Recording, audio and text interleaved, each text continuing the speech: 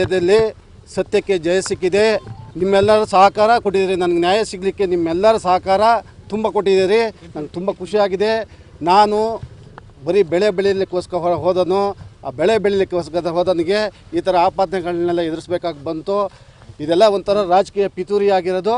ಇದು ಸತ್ಯಕ್ಕೆ ಜಯ ನ್ಯಾಯಾಲಯದಲ್ಲಿ ಸಿಕ್ಕಿದೆ ಅಂತೇಳಿ ಹೇಳ್ಬಿಟ್ಟು ಹೇಳಕ್ಕೆ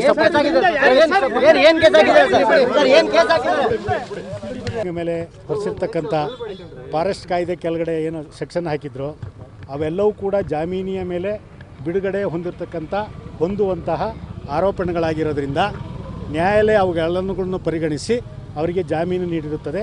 ಯಾವುದೇ ಷರತ್ತು ಇರೋದಿಲ್ಲ. ಯಾಕೆಂದರೆ ಇದು ಜಾಮೀನೀಯವಾದ ಅಪರಾಧವಾಗಿರುವುದರಿಂದ, ಆರೋಪಣೆ ಆಗಿರೋದ್ರಿಂದ ಇವರಿಗೆ ಯಾವುದೇ ರೀತಿ ಷರತ್ತುಗಳನ್ನು ವಿಧಿಸಿಲ್ಲ ನ್ಯಾಯಾಲಯ. ಯಾಕೆ ಅಂತಂದರೆ ನ್ಯಾಯಾಲಯನೂ ಕೂಡ ಯಾವುದೇ ಥರದ ಷರತ್ತನ್ನು ವಿಧಿಸೋಕ್ಕೆ ಕಾನೂನಿನಲ್ಲಿ ಅವಕಾಶ ಇಲ್ಲ. ಹಾಗಾಗಿ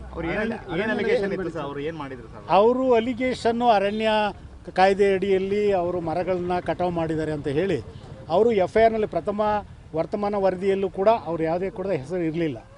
ಇಲ್ಲದೋದ್ರೂ ಕೂಡ ಅವರನ್ನು ಶಂಕಿತ ಆರೋಪಿ ಅಂತ ಹೇಳಿ ಅವ್ರನ್ನ ಪರಿಗಣಿಸಿ ಅವರನ್ನು ದಸ್ತಗಿರಿ ಮಾಡಿ ನ್ಯಾಯಾಲಯದ ಮುಂದೆ ಹಾಜರುಪಡಿಸಿದ್ರು.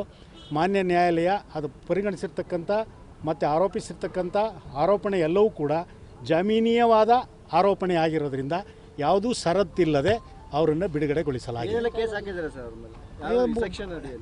ಫಾರೆಸ್ಟ್ ಕಾಯ್ದೆ ಕಲಂ 33 ಬ್ರಾಕೆಟಲ್ಲಿ 5 ಮತ್ತು ಕಲಂ 80 ಕಲಂ 77A 77G ಮತ್ತು 62 ಕೆಳಗಡೆ ಹಾಕಿದೆ.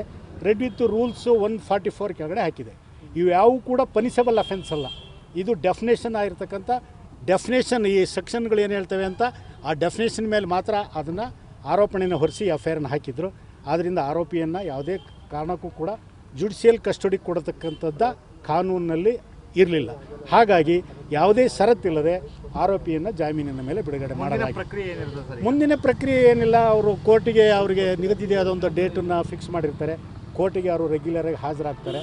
ತದನಂತರ ತನಿಖೆ ಮುಂದುವರಿಸಿ ಆರೋಪಣೆ ಸಾಬೀತಾಗಿಲ್ಲ ಅಂತಂದರೆ ಅವ್ರ ಮೇಲೆ ಅಂತಿಮ ವರದಿಯನ್ನು ಬಿಟ್ಟು ಅವ್ರ ಮೇಲೆ ಯಾವುದೇ ಥರದ ಆರೋಪಣೆಯನ್ನು ಹೊರಿಸ್ತಲೇ ಕೈ ಬಿಡತಕ್ಕಂಥ ಸಾಧ್ಯತೆ ಹೆಚ್ಚಿರುತ್ತೆ ಅಂತಕ್ಕಂಥದ್ದು ನನ್ನೊಂದು ಅಭಿಪ್ರಾಯ.